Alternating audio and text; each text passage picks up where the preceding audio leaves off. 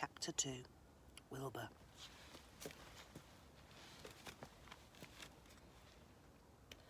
Fern loved Wilbur more than anything.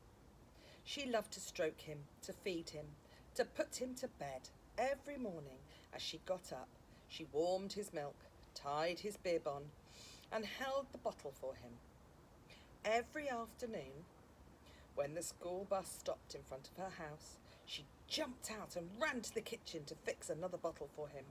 She fed him again at supper time, and again just before going to bed. Mrs. Arable gave him a feeding around noontime each day when Fern was away at school. Wilbur loved milk, and he was never happier than when Fern was warming up a bottle for him. He would stand and gaze at her with adoring eyes. For the first few days of his life, Wilbur was allowed to live in a box near the stove in the kitchen. Then, when Mrs. Arable complained, he was moved to a bigger box in the woodshed. 2 weeks of age, he was moved outdoors. It was apple blossom time, and the days were getting warmer. Mr. Arable fixed a small yard, especially for Wilbur, under the apple tree, and gave him a large wooden box full of straw, with a doorway cut in so that he could walk in and out as he pleased. "Won't he be cold at night?" asked Fern. "No," said his father. "You watch and see what he does." Carrying a bottle of milk, Fern sat down under the apple tree inside the yard. Wilbur ran to her and she held the bottle for him while he sucked. When he'd finished the last drop, he grunted and walked sleepily into the box. Fern peered through the door. Wilbur was poking in the straw with his snout. In a short time, he dug a tunnel in the straw.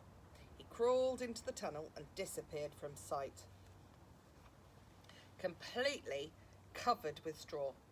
Fern was enchanted. It relieved her mind to know that her baby would sleep covered up and would stay warm. Every morning after breakfast, Will walked out to the road with Fern and waited with her till the bus came. She would wave goodbye to him, and he would stand and watch the bus until it vanished around the corner. While Fern was at school, Wilbur was shut up inside his yard, but as soon as she got home in the afternoon, she would take him out and he would follow her round the place. If she went into the house, Wilbur went too. If she went upstairs, Wilbur would wait at the bottom of the steps until she came down again. If she took her doll for a walk in the doll's carriage, Wilbur followed along. Sometimes on these journeys, Wilbur would get tired, and Fern would pick him up and put him in the carriage alongside the doll. If he liked this,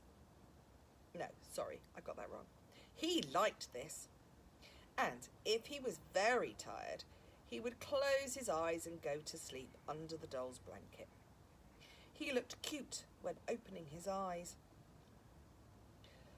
because his lashes were so long.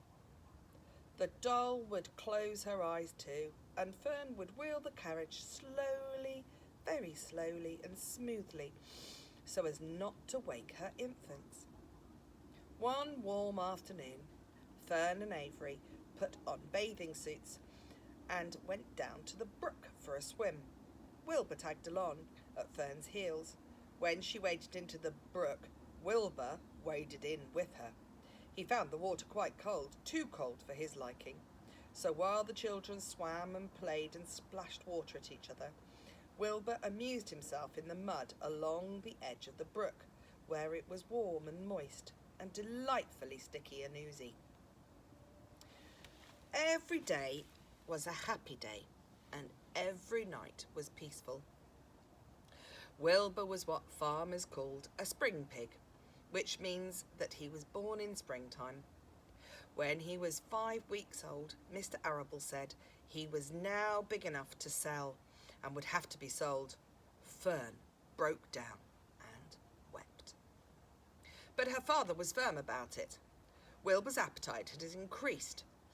He was beginning to eat scraps of food in addition to milk. Mr. Arable was not willing to provide for him any longer. He had already sold Wilbur's 10 brothers and sisters. "He's got to go, Fern," he said. "You have had your fun raising the little baby pig, but Wilbur is not a baby. He's not one any longer, and he has got to be sold." "Call up the Zuckermans," suggested Mrs. Arable to Fern. "Your Uncle Homer sometimes raises a pig, and if Wilbur goes there to live, you can walk down the road and visit him as often as you like." "How much money should I ask for him?" Fern wanted to know. "Well," said her father, "he is the runt. Tell your Uncle Homer you've got a pig you'll sell for $6 and see what he says." It was soon arranged. Fern phoned and got her Aunt Edith, and her Aunt Edith hollered for Uncle Homer, and Uncle Homer came in from the barn and talked to Fern on the phone. When he heard that the price was only $6, he said he would buy the pig. Next day, Wilbur was taken from his home under the apple tree and went to live in a manure pile in the cellar of Zuckerman's barn. And that is the end of chapter 2. Bye-bye.